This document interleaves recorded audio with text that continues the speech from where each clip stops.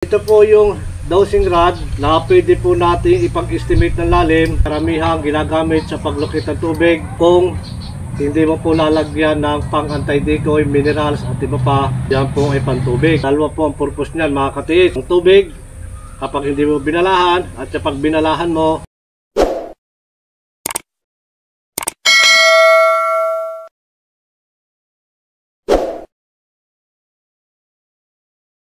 isang mapagpalang araw po at magandang buhay sa atin pong mga kababayan, sa atin pong mga katiis. Ito po yung isang pares na dowsing rod. Yan, ito po mga katiis. At meron din po siyang mga pang anti-decoy, minerals at iba pang sangkap na nilalagay. At ito po mga katiis ay pinasadya po ng ating isang katiis mula po sa probinsya ng Misamis Oriental. Ang handle po niya ay brass tube. Yan, ito mga katiis. At ito po yung dowsing rod na pwede po natin ipag-estimate ng lalim dahil siya po ay dalawa. Yan mga katiis. At kapag natapatan po gamit ang dowsing rod, siya po ay magkukross. Ito katiis yung dowsing rod na pwede mo siyang balahan. At ito po ay pag binalahan mo kung ano po yung ating ibabala, yun po yung ilulocate ng ating dowsing rod. So mga kababayan, mga katiis, ang dowsing rod po ay karamihang ginagamit sa paglukit ng tubig kung hindi mo po lalagyan ng pang anti-decoy, minerals at iba pa.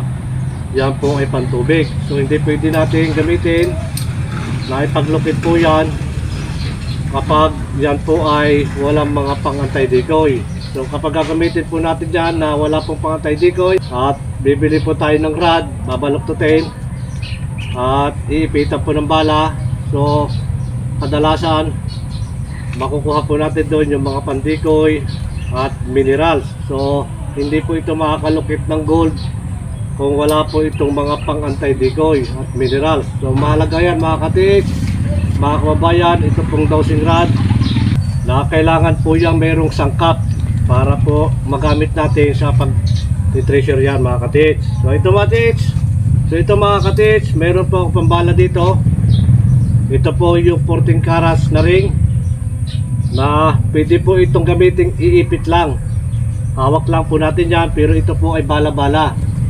So kapag inipit po natin yan, ay hindi na po yan makakalukit ng volume ng tubig. So yan mga katiis, kailangan mahalaga po itong nasa gitna para magamit po natin. Lalo na ito po yung dowsing rod na kapag hindi mo rin po siya binalahan, yan po yung kagandahan dyan, ay pwede mo rin po yung ipaghanap ng volume ng tubig. So dalawa po ang purpose niyan mga katiis, pang tubig kapag hindi mo binalahan, at kapag binalahan mo, yan po ay nakadepende sa ating bala kung gold din po yung kanyang ilulocate. So ito mga katiis, mga kababayan, may standard pa rin pong haba yan.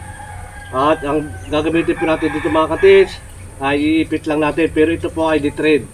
Dito po yung binabalahan. Kapag gagamitin mo po itong dalawang dowsing rod, so isa pa rin po yung babalahan at hindi po dalawa. Kung kanan ka, kanan din po yung pag-ipit natin o paglalagay po ng bala dito sa atin pong rod. So meron pa rin po ako ilulukit dito mga katiis, mga kababayan. Ito po yung ring na Saudi Gold 18 carats. Gamit po ang dowsing rod. Ito po yung il rod, dowsing rod. At meron po siyang 14 carats na ring. So pa rin mga katiis.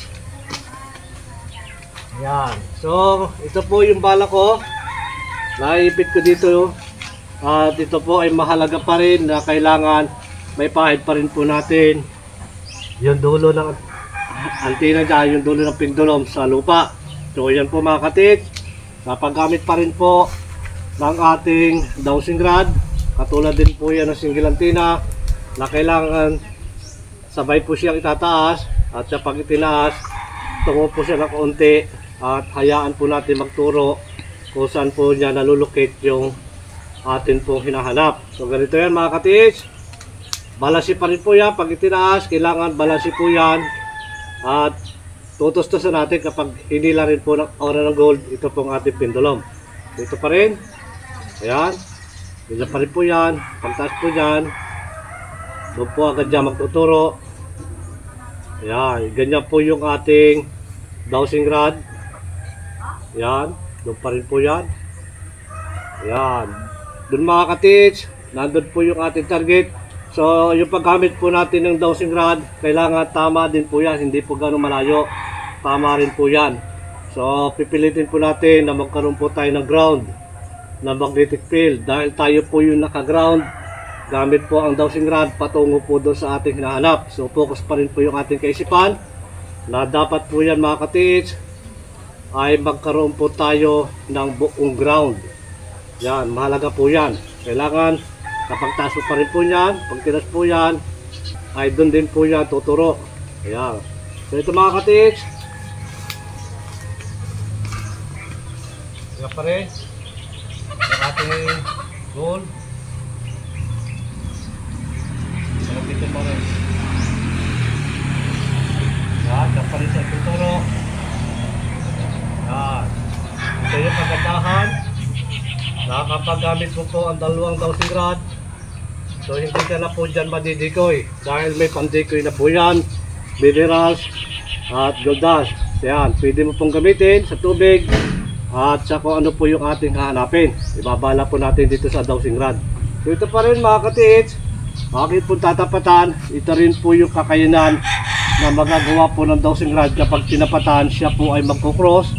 At pwede rin pong ipag-estimate ng lalim.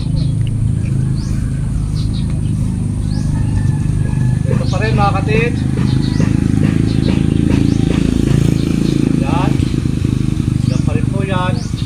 Kapag tinapatan po yan, ang magiging resulta po ng ating dalawang dowsing rod ay kung saan na po siya nagko-cross. Ayan. Cross po yan mga ka-teach. Ito po yung dowsing rod. Kung saan po yan nagko-cross. Kapag nasa tamang tinatapatan po tayo ng ating target kahit po yan ay malalim. So ito pa rin mga ka-teach, kapag tinapatan mo yan, magagamit mo pa rin po sa pag-estimate ng lalim. So nandito po yung detection 1 meter by 1 meter. Pag na-cross po yan, lalabas ka sa detection. Pag lumabas po yan, so lalakad ka po yan ng maliliit na hakbang hanggang saan po ito mag-cross. O yan po yung unang estimate na lalim. Kapag estimate po natin kung gaano kalalim yung ating kukukayin. So kapag ibinigay po ng dowsing rod mula po doon sa ating target na kung saan sumisingaw po yung aura ng gold, at mula po doon halimbawa sa 10 meters, doon po yung nag-cross, or 8 meters, sa 8 meters po siya nag-cross, yun po ang magiging sukat ng lalim ng ating hukayin. Pero kapag ikaw ay nakachinilas o ikaw ay nakasapatos, yun po ay times 2. Kaya binabahagi ko rin po sa ating lahat mga ka-teach, mga kababayan, yung paggamit po natin ng magnetic wire kung paano po yung mag-estimate, dahil hindi na po tayo doon magta-times 2 at direktahan na po yun sa paggamit po ng magnetic wire. So ito pa rin mga ka-teach. Pwede pa rin po isang gamitin. Yan. Ganyan pa rin po yan. Yan. Doon pa rin po siya tuturo. Yan na po yung ating dowsing rod. Ito pa rin. Ayan. Doon pa rin po yan. Yan. Diyan pa rin. Yan. Pa rin. Yan. Pa rin mga ka-teach. Yan, dyan pa rin po yan. Yan. Ito mga ka-teach, mga kababayan, akin po tatapatan. Yan, kapag tinapatan po yan, yan, ito pong ating dowsing rod ay bububuo na po din ang frequency. Yan. Ganyan po yung ikot ng ating dowsing rod. Hindi yan katulad ng single at linas. Yan, ganyan po yan. Ganyan lang po yung pag-ikot na. Ito mga ka-teach, nasa palang ko po yung ating target. Yan, ganyan po yung kapag natatapatan. Yan. Ito po yung rod, ito po yung dowsing rod. Yan, ganyan po yung kakayanan na magagawa po ng dowsing rod na magkukross at may pag-estimate na lalim.